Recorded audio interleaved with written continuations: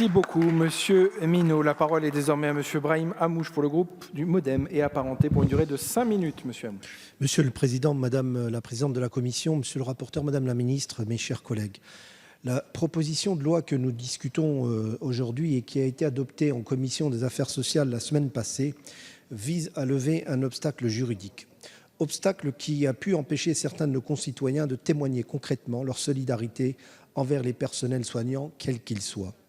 L'ensemble des Français a su reconnaître l'engagement sans faille des médecins, infirmiers, aides-soignants, agents de services hospitaliers, brancards et ambulanciers au plus fort de l'épidémie de Covid-19.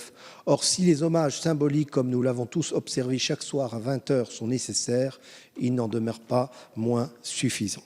Bien sûr, ce texte n'a pas vocation à solutionner l'ensemble des problématiques liées à la rémunération et à l'organisation du travail dans nos établissements de santé. Ces questions sont d'ailleurs à l'ordre du jour du Ségur de la santé qui réunit actuellement le gouvernement, les syndicats et les fédérations hospitalières. Notre groupe, comme la plupart des autres ici présents, est extrêmement attentif aux mesures qui en découleront. Néanmoins, cette proposition de loi met en exergue le principe de solidarité entre les Français sur la base du volontariat.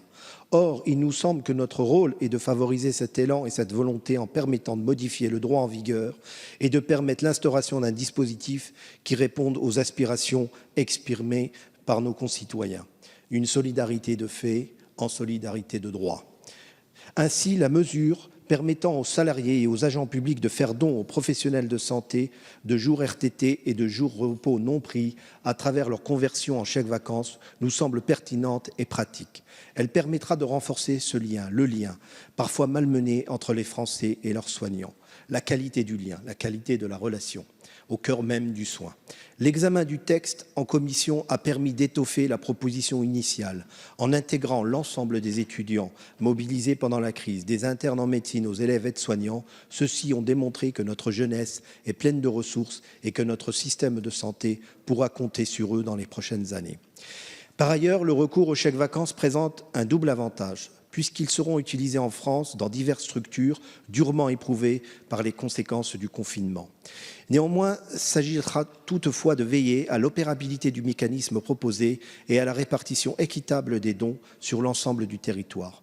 Monsieur le rapporteur, Madame la Ministre, pouvez-vous, à ce titre, nous préciser les modalités de la conversion et de la distribution qui en découlera ? Ce texte est l'illustration parfaite de l'utilité de l'initiative législative parlementaire. Il apporte une petite, certes, pierre à l'édifice de la solidarité, lequel doit être consolidé et sécurisé par son maître d'œuvre, l'État. Chaque pierre doit trouver sa place dans ce morceau d'architecture que nous sommes amenés à bâtir ensemble. Chaque voyage de 1000 lieues commence par un premier pas.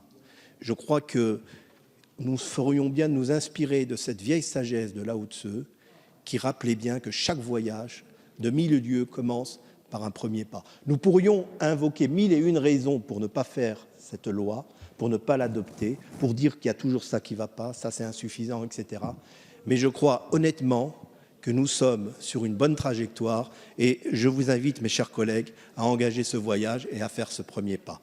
Comme en commission, le groupe MoDem soutiendra cette initiative de notre collègue Blanchet et votera favorablement, sans a priori ni idéologique, ni sans mettre à penser philosophique, ni sans figure titulaire du républicanisme, fût-il solidaire ou social, nous amènerons à voter favorablement cette proposition de loi. Je vous remercie.